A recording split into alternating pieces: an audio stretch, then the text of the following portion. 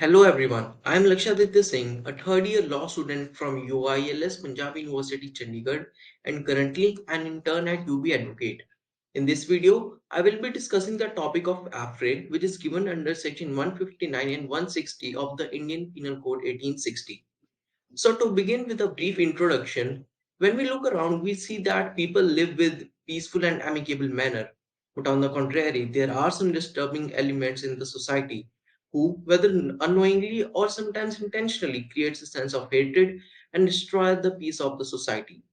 People start fighting in a public place and wreck the peace, which ultimately affects the people. So this conduct is known as the offense of affray. The word affray signifies to terrify, and so in a legal sense, it is considered as a public offense causing terror to the people. So now moving on to the meaning of affray. So the word affray means a fighting between two or more persons, and there must be a stroke or hit offered or a weapon drawn. An affray is committed in a public place and strives the terror in the mind of the people. In order to convict a person under this offense, it is sufficient that an alarm would have been caused to the public or members of the public. It is not necessary that any particular member of the public must give evidence to the fact that he was alarmed. So now moving on to the ingredients of Afri. So the first one is the fighting by two or more persons. So the offense of Afri is a fight that is a bilateral act in which two parties participate, and it will not amount to an Afri when the party who is assaulted submits to the assault without resistance. Fighting necessarily implies a competition of struggle for mastery between two or more persons against one another. So now moving on to the second ingredient, that is fighting in a public place. So to constitute an affray, the fighting must take place in a public place. Public place is a place where the public go. Whether a place is a public or not does not necessarily depend on the right of the public to go to the place. For the purposes of this offense, the place where the public are in the habit of going is deemed to be a public place. For example, a railway platform, a theatre hall, a market, etc. But there are some exceptions to the concept of public places. For example, a public garden is not a public place at all hours, but it's a public when it is open to the public and people are allowed to go there. Also, some fight at public places necessary to constitute the offense. Mere exchange of abusive or threatening words does not amount to fight.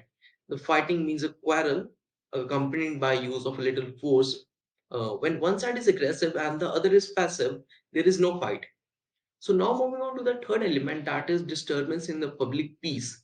So in order to constitute the offense of outbreak, there must not only be fighting in a public place, but such fighting must also cause the disturbance of public peace. So now moving on to the defenses available to affray. So a person may avoid the charge of affray by demonstrating that they were acting in self-defense in order to protect themselves and their property. A defense may also be claimed on the basis that the conduct did not affect any witness to be alarmed or in fear of loss of their own safety. A defense might also prevail when the accused can prove that he was not indulged in the affray, that is, they did not take part in the fight or make any threats to another person.